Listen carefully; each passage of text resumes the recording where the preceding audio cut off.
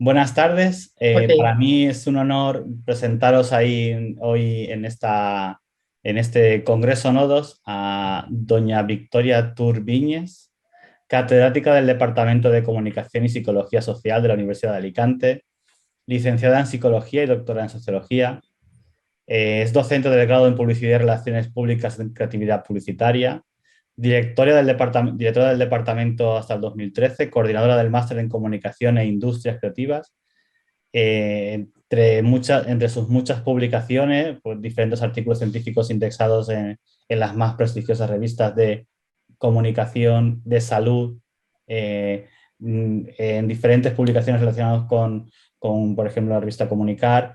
Es investigadora principal del grupo Comunicación y Públicos Específicos.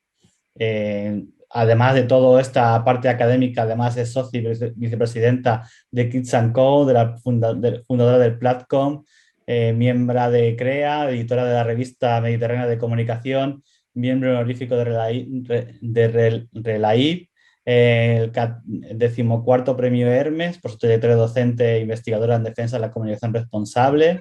Ha mantenido estancias en Quebec, en Canadá, en Glasgow, en Caledonia, evaluadora de Horizon 2020, de la ANECA, de ANEP. Bueno, sacar tiempo para este ratito en el Congreso Nodos es de agradecer enormemente que tengas tiempo para dedicarnos a esto. Así que muchísimas gracias por acompañarnos y cuando tú quieras haces tu presentación. Muchísimas gracias. muchísimas gracias a ti, Daniel. Saludos a quienes os habéis conectado. Agradezco la invitación a participar en este Congreso Internacional, tanto a los dos codirectores, David Pastor y Rosalba Mancinas, como a los comités organizador y científico. Aplaudo el formato y también la temática, nodos del conocimiento. Es una temática inspiradora y transversal que invita a conectar pensamientos. Estas características coinciden con el propio valor de la comunicación, que es el foco de las reflexiones que me dispongo a compartir con todos vosotros y vosotras. Sobre todo, aprecio la oportunidad de reflexionar, el espacio para pensar que habilita este congreso.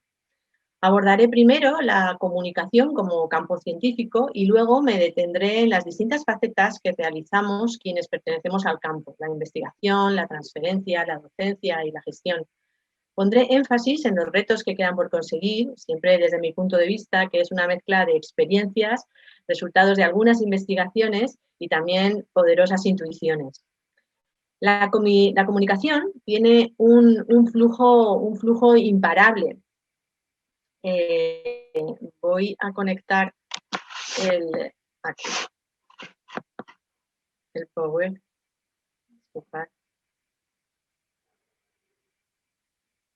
Bien, se ve a pantalla completa, ¿verdad, Daniel? Imagino que sí. Bien, la comunicación tiene un flujo imparable, como un manantial. En ocasiones desborda e inunda, también erosiona y causa estruendo, ruido, pero siempre refresca e hidrata a las personas. Es esencial en nuestras vidas, como el agua.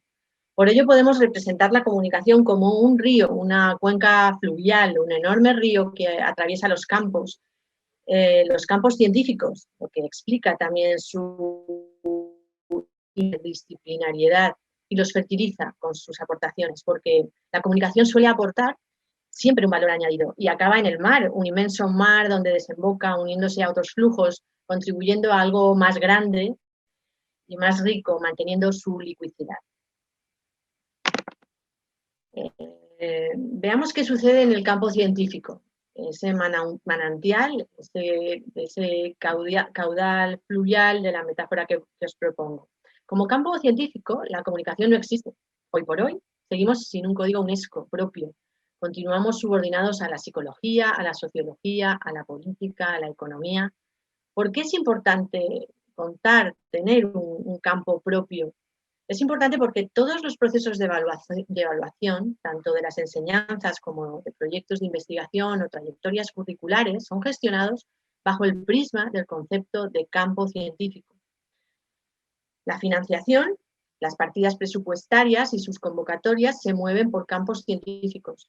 Todo lo que hacemos se evalúa, pensamos que como docentes somos quienes evaluamos al estudiantado, pero de forma incremental proliferan los procesos de evaluación en nuestro colectivo, como no puede ser de otro modo, porque ¿quién renuncia a la calidad y a la mejora?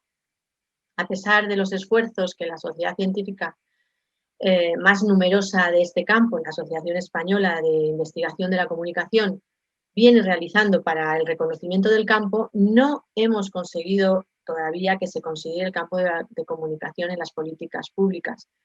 Esta asociación consiguió unir las áreas de conocimiento afines en 2002 en un hito histórico, pero el campo sigue sin tener un reconocimiento como tal. Somos un campo comodín, con dispersión evaluativa. Tenemos partners diferentes en según qué ámbito. A modo de ejemplo, en la Asociación para la Evaluación de la Investigación, en ANEP, que se evalúan el Plan Nacional y los proyectos de investigación, estamos dentro de ciencias sociales compartiendo comisión con geografía o sociología. En los sexenios de investigación, en ANECA-CENAI, estamos en ciencias sociales y compartimos en este caso con políticas, con ciencias del comportamiento y con estudios de género. En CENAI, pero en los sexenios de transferencia e innovación, estuvimos con ciencias del comportamiento. Y luego, en los programas de evaluación del profesorado, en ANECA-PEP, que evalúa las acreditaciones a figuras contractuales, estamos con Derecho, en el subcomité de Ciencias Sociales y Jurídicas. En ANECA Academia, donde se evalúan las acreditaciones del profesorado a titularidad y cátedra, las figuras funcionariales, estamos en la comisión de 19 de Ciencias Sociales con 9 áreas de conocimiento: antropología social, biblioteconomía y documentación, ciencia política y de la administración, comunicación audiovisual y publicidad, filosofía moral, historia del pensamiento y los movimientos sociales y políticos, periodismo, sociología, trabajo social y servicios sociales. Realmente esto no es deseable, ¿no? La etiología, las causas de esta desconsideración de la comunicación como campo son variadas. Incluso se discute el carácter científico del campo. Pero hay dos aspectos que han influido poderosamente.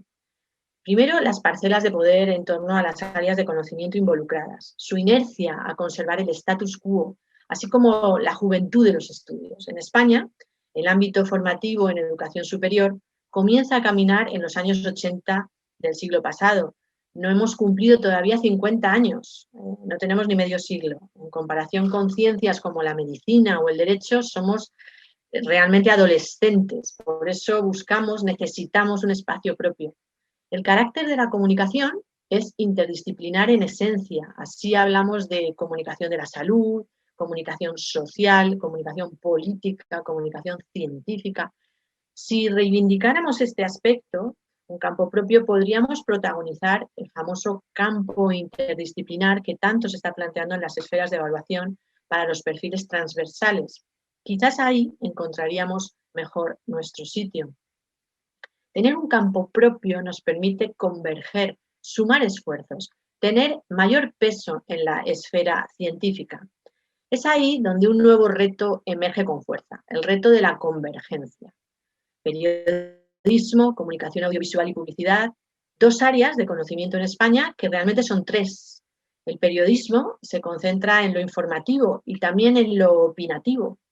La comunicación audiovisual pone el acento en el tipo de contenido, elogiando la imagen en todas sus facetas y enfocándose en los dispositivos más consumidos, las pantallas.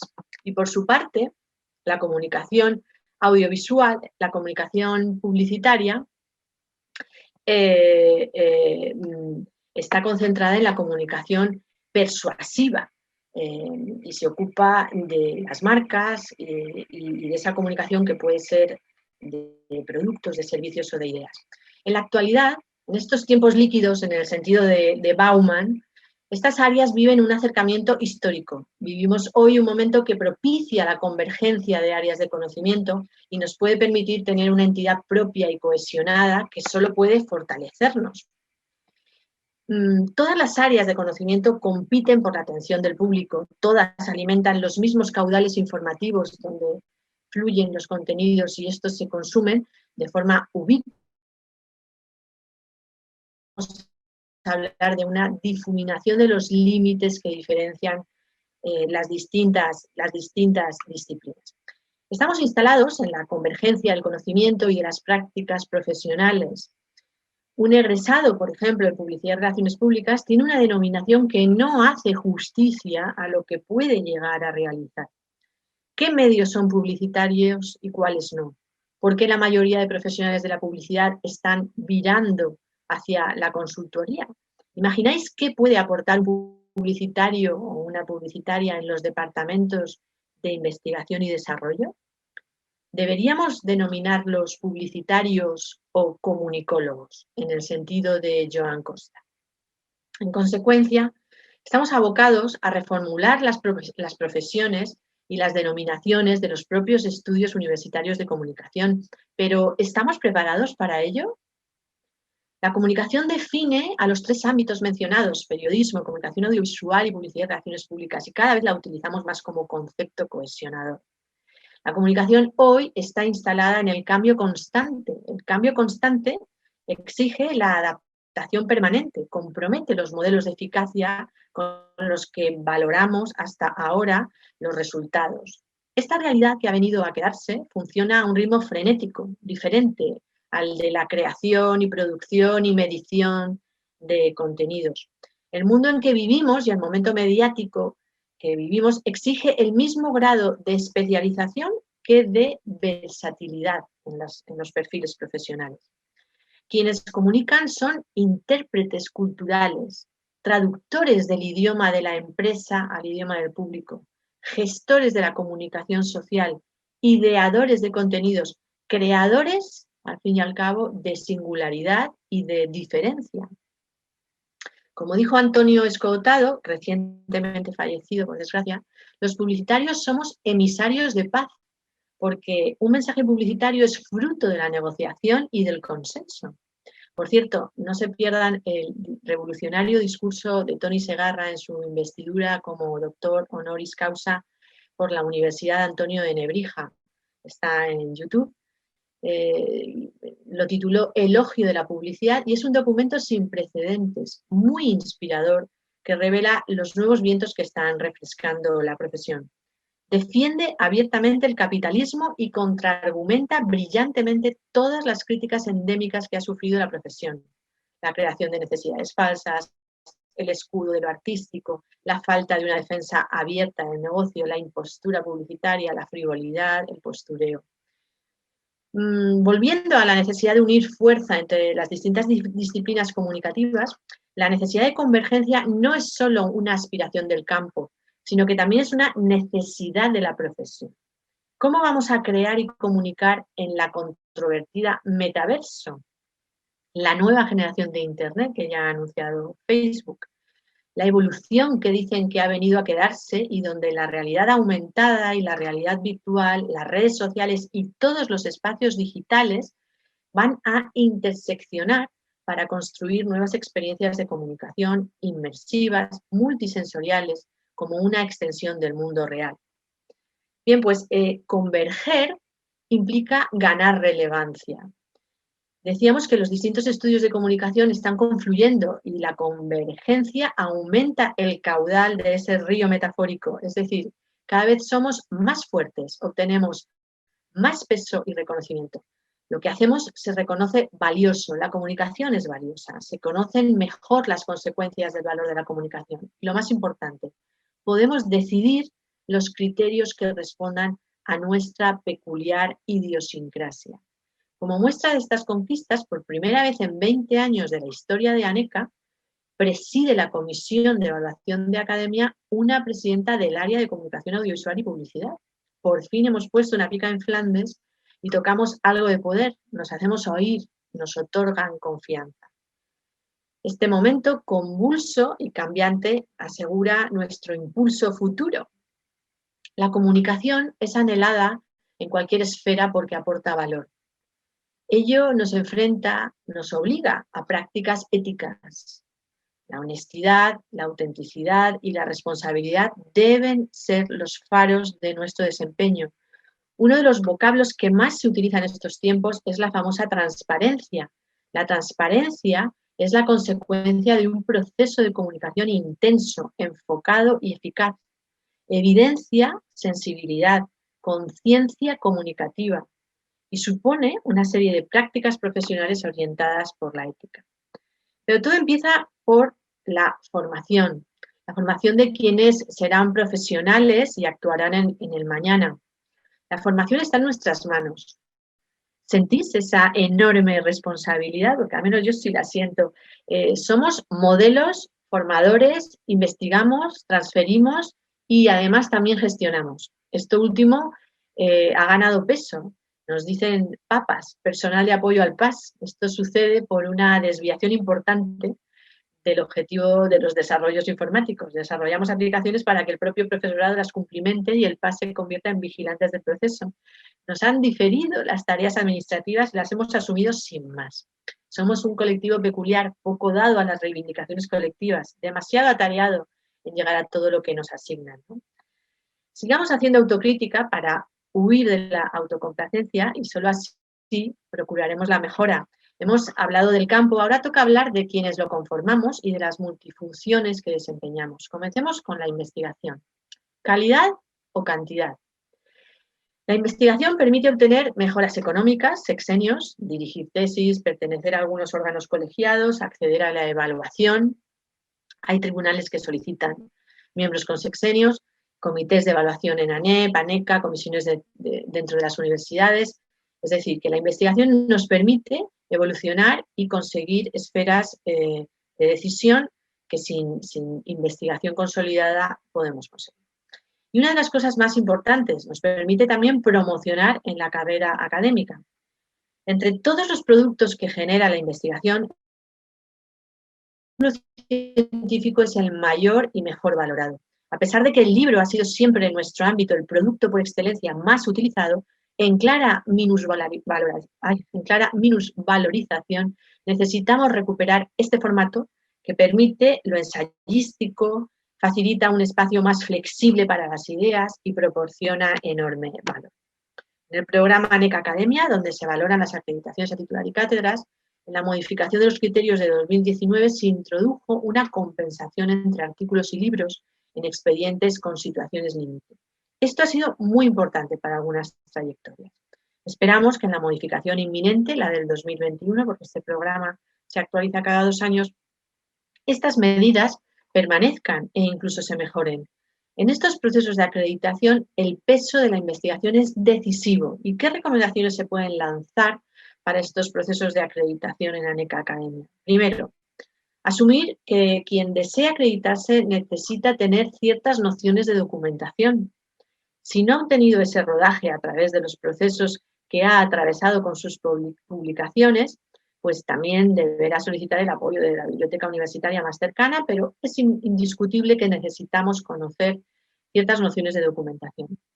Es importante también hacer una autoevaluación realista de los méritos obligatorios de investigación y de la docencia, cuyo impacto se referencie en bases de datos. Elegir bien en qué revistas publicar. Nuevamente, esto es posible con conocimientos básicos de documentación. La orientación adecuada de los esfuerzos, conocer qué se evalúa, cómo se evalúa cada mérito y establecer una estrategia personal temporalizada es también muy importante.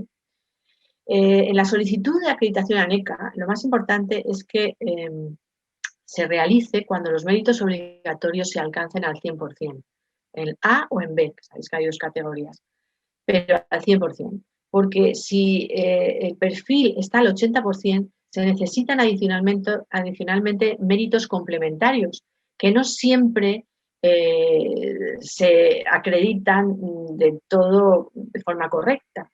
Entonces, ¿por qué? Pues porque las cajas de texto están compartidas, en fin, y hay una imposibilidad de un certificado unitario. Entonces, realmente es importante hacer un balance y una lectura adecuada del momento curricular.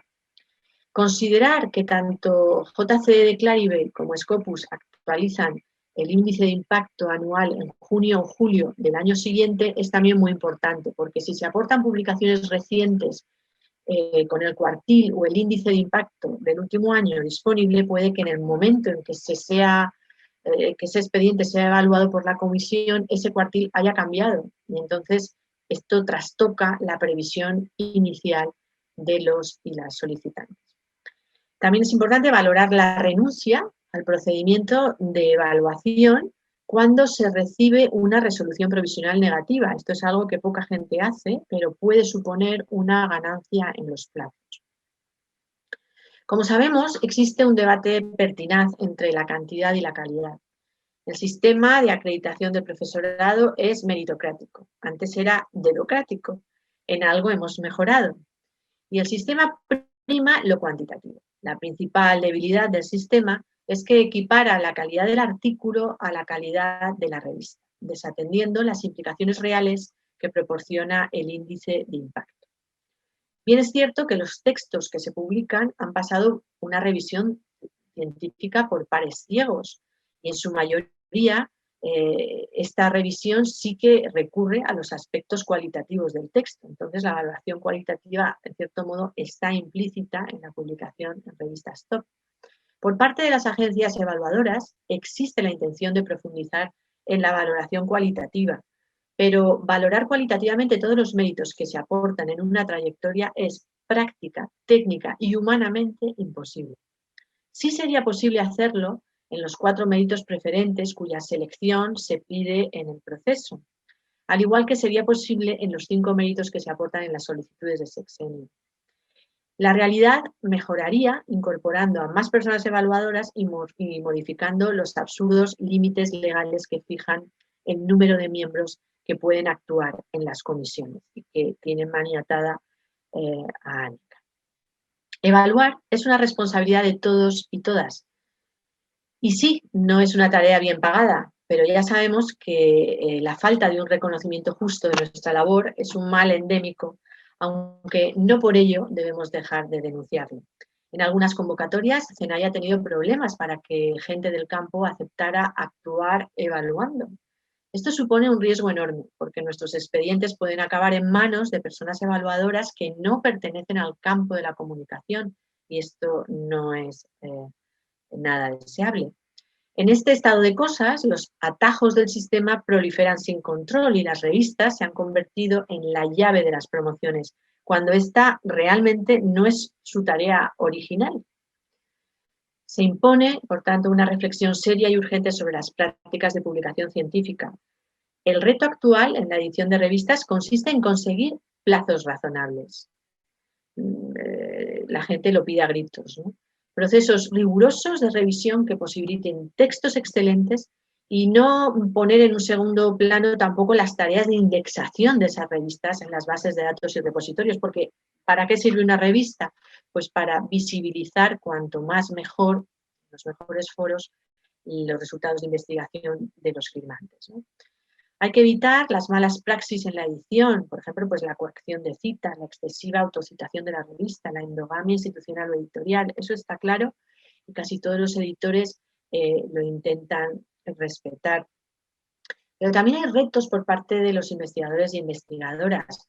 El reto principal es producir una investigación significativa, que contenga aportación. Los textos pregnantes, los textos significativos necesitan una exhaustividad en la fase documental, un método aplicado, un análisis sistematizado que sea replicable, que explique el procedimiento que se ha seguido de algún modo. Los textos tienen que incluir discusiones que son riquísimas porque confrontan los resultados que ha obtenido uno con las aportaciones que han hecho antes. Y sobre todo tiene que incluir el reconocimiento de las limitaciones del estudio y indicaciones de potenciales líneas futuras de esa investigación. La investigación como eslabón de la cadena de construcción del conocimiento. Esa es la idea, y ese es el espíritu que guía un poco las recomendaciones que se dan en la estructura de los artículos. Sin embargo, las malas praxis de quienes firman los textos son más frecuentes de lo esperado y también hay que decirlo. Los conflictos de autoría, por ejemplo, la inclusión o la variación del orden de firma tras la decisión de publicar, son demasiado frecuentes. La publicación duplicada o redundante Para combatirla, las revistas están pidiendo ahora mismo informes antiplagio, ¿no? O algo tan simple como el envío simultáneo. El envío simultáneo del mismo texto a varias revistas puede colapsar el sistema y puede desperdicia, de hecho, esfuerzos y tiempos.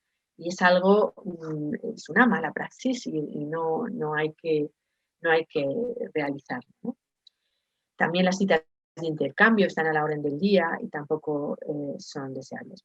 Desde aquí trato de hacer un poco de pedagogía de estos aspectos porque he constatado su recurrencia en mi faceta como editora de Revista Mediterránea de Comunicación. Otro tema importante sobre el que me gusta concienciar es la disponibilidad para revisar artículos. Es una tarea importantísima de investigación. Me gustaría llamar vuestra atención en este punto sobre la revisión científica porque es una tarea neurálgica para el campo científico. Cada texto enviado a una revista es revisado por un mínimo de 3 personas. Una persona del equipo editorial y 2 personas revisoras externas. Debemos ser conscientes de que por cada texto que publicamos deberíamos aceptar revisar 3 textos de colegas para que el sistema pueda funcionar, sea sostenible. ¿Quién revisa el triple que publica? Esta idea es importante y supone una necesidad imperiosa. Influye claramente en los tiempos de respuesta de una revista. La idea de todos y todas corregirlo, revisar en tiempo y forma. La revisión es una de las tareas donde más se aprende y donde la transferencia de saberes se tangibiliza. La construcción de un campo científico sólido depende de nosotros y nosotras. Me gusta ver este proceso como un proceso de transferencia interna dentro del campo, ¿no? Las revisiones deben ser honestas, contener las emociones en la motivación de los cambios y sugerir con claridad, con extrema claridad, las mejoras factibles. Bien, otra dimensión en la que volcamos nuestro trabajo es la transferencia. La transferencia es la prueba de la verdad, porque en ese proceso alguien externo a la universidad reconoce el valor de lo que investigamos y decide invertir en ello. Se trata del mayor reconocimiento que podemos recibir por parte del mundo no académico. La ley española lo permite a través del artículo 83 de la LOU y nos orienta sobre cómo hacerlo. Los servicios que puede prestar la universidad, que se contemplan en esa ley, son trabajos de investigación y desarrollo experimental, trabajos profesionales orientados a la introducción de nuevas tecnologías, trabajos de carácter artístico, que son muy importantes en determinadas disciplinas comunicativas, como la fotografía o la comunicación audiovisual, o la guionización, por ejemplo, de textos. Las actividades de consultoría y asesoría o los servicios técnicos repetitivos y también las actividades docentes en el ámbito de los cursos de especialización, formación y perfeccionamiento. En palabras de Repiso, Torresalinas y Aguadet, la transferencia se realiza porque una persona, académica o investigadora, sale de su rutina de trabajo y desde la base de su conocimiento especializado y su capacidad investigadora comienza a realizar una función diferente con resultados distintos, generando un beneficio social o económico a uno o varios colectivos. Es por ello la prueba de la verdad, porque supone un nivel de activación superior en el profesorado. Y por otra parte, conlleva una conexión con el mundo económico que es externo a la universidad. Es en este contexto de relaciones universidad-empresa donde surge el modelo de cuádruple hélice encaminado a explicar esas relaciones, ¿no?, entre la empresa, la universidad y la administración pública. La cuarta hélice sería la participación de la ciudadanía. En este modelo, el campo de la comunicación tiene mucho que hacer y mucho que decir, porque su misión ha sido siempre investigar para conocer a los públicos, acercándoles productos en forma de mensaje. Por lo tanto, la conexión de la sociedad civil, de la ciudadanía, con las administraciones públicas, la universidad y la industria, es algo que se nos debería dar bien a los profesionales de la comunicación. En la transferencia, en la convocatoria piloto del Sexenio de Transferencia e Innovación del 2018 se consideraban 4 dimensiones: la transferencia mediante la formación de investigadores, la transferencia a través de actividades con instituciones, la transferencia generadora de valor económico y la generadora de valor social. Bien, pues en el informe de ANECA sobre los resultados de esta convocatoria se revela que en nuestro campo existe paridad de género en las solicitudes, tanto mujeres como hombres solicitaron por igual, aunque la tasa de éxito global no superó el 50% en ambos casos, siendo mejor la de los hombres, el 40% consiguió el sexenio de transferencia y superando en 9 puntos el éxito de las mujeres. Quedó patente que nuestra transferencia es primordialmente de tipo social, pero sin embargo, ha obtenido las peores calificaciones comparando campos científicos, porque trabajamos sobre todo con ONGs y menos con empresa, y no podemos aportar pruebas de intercambio económico, que es lo que requería el proceso. Es decir, que transferencia sí, transferencia no como una opción a elegir, sino como algo que distinga los perfiles, ¿no? Ahí queda un poco esa sugerencia. Porque la transferencia canaliza la iniciativa del profesorado e implica investigación previa y es complementaria en las acreditaciones a figuras contractuales y funcionariales. En este caso, en los procesos de acreditación, la experiencia de transferencia está equiparada a la experiencia profesional. O sea, que vemos que a veces está asociada a la investigación y en otros casos se asimila a la experiencia profesional. Bien, y continuamos con nuestra multifuncionalidad y llegamos a la docencia. La docencia es nuestra razón de ser. Si no fuéramos docentes, no podríamos investigar. En España no existe una figura con dedicación exclusiva a la investigación. La docencia es el proceso de transferencia que hace el profesorado al alumnado. Eso es en esencia, aunque no sea considerado así.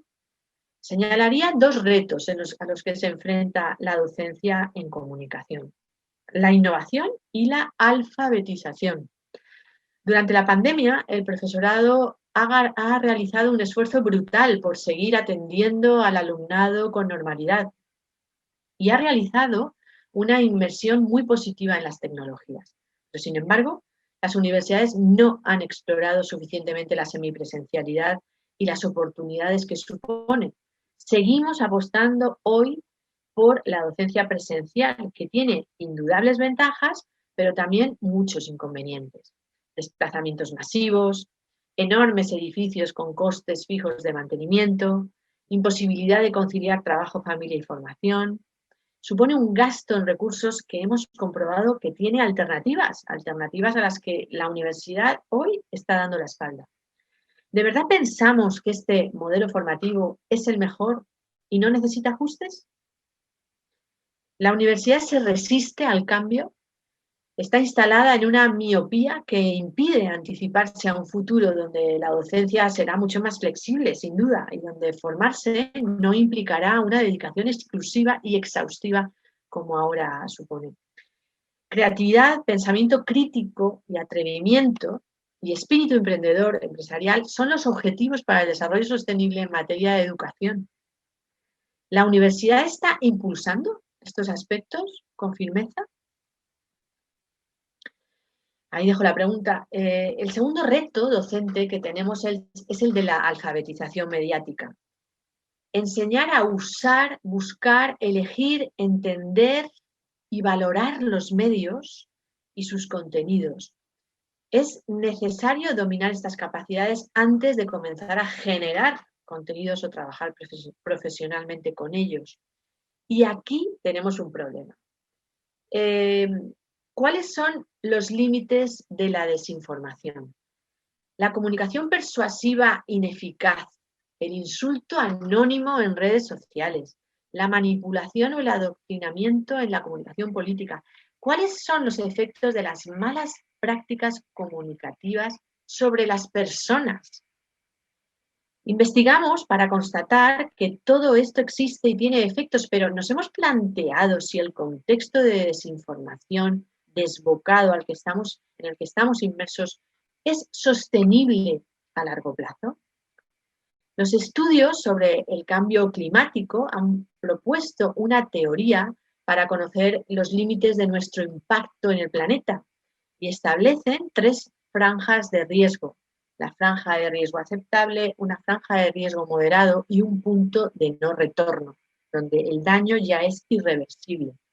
Se organizan incluso cumbres mundiales para intercambiar y pactar medidas con el objetivo de preservar el planeta. Y en comunicación, ¿hacemos algo así? Determinadas prácticas comunicativas influyen en las relaciones internacionales, en el desarrollo democrático de los países, influyen y determinan las votaciones políticas, influyen en las personas que toman decisiones sobre nuestras vidas. ¿Tenemos clara cuál es la franja de no retorno en las prácticas desinformativas? En comunicación, la ecología de los medios, como disciplina, tiene este foco. Necesitamos con urgencia que determine qué prácticas comunicativas están comprometiendo la salud comunicativa de la población. Un concepto que lanzo porque me parece de gran calado. Parece necesario que investigar la salud en términos comunicativos de la ciudadanía es una necesidad total. Fijaros, en el Veracity Index desarrollado por Ipsos este año, en donde se pregunta sobre la confianza que suscitan las profesiones, salimos muy, pero que muy mal parados. Los periodistas están en la franja roja, como podéis ver, pero los publicistas y los social media influencers son los peor valorados, están en el fondo de este ranking comparativamente, ¿no? En fin, Emilio Lledó dice: debemos estar alerta para que nadie se aproveche de lo vírico para seguir manteniéndonos en la oscuridad y extender más la indecencia. Pues ahí queda, ¿no? Por último, también realizamos gestión académica. En este ámbito vuelve a ser ineludible actuar con enorme responsabilidad. Los retos serían simplificar procesos, desburocratizar los trámites y utilizar la tecnología con inteligencia. La gestión académica proporciona una visión completa de toda la universidad y esta experiencia es muy conveniente para comprender la esencia de lo que hacemos. Como resumen final, los retos de la comunicación son muchos y de naturaleza variada. Los que he compartido en esta sesión tienen que ver con la consolidación del campo científico, la convergencia de las áreas de conocimiento, el enorme valor que aporta la comunicación, la mejora continua derivada de los procesos de evaluación del campo científico, la investigación colaborativa y de alta calidad, la exploración del potencial de la transferencia, la docencia que atienda el futuro y que está por llegar, y la gestión eficaz de todos estos procesos. Deseo, pues, que este Congreso de Nodos de Conocimiento, en su segunda edición, convoque al talento y veamos despejado el camino para alcanzar todos estos retos. Muchas gracias. Muchísimas gracias, Victoria. Ha sido realmente una charla muy interesante, muy reivindicativa, con una estructura realmente imponente para que tanto los académicos, academicistas, publicistas y periodistas se pongan al día. Y la verdad es que a mí personalmente me ha resultado muy interesante todos los puntos que has tocado. Muchísimas gracias y nada, estamos en contacto para seguir avanzando en estas líneas tan reivindicativas que has marcado. Muchísimas gracias. A vosotros siempre, Daniel. Gracias.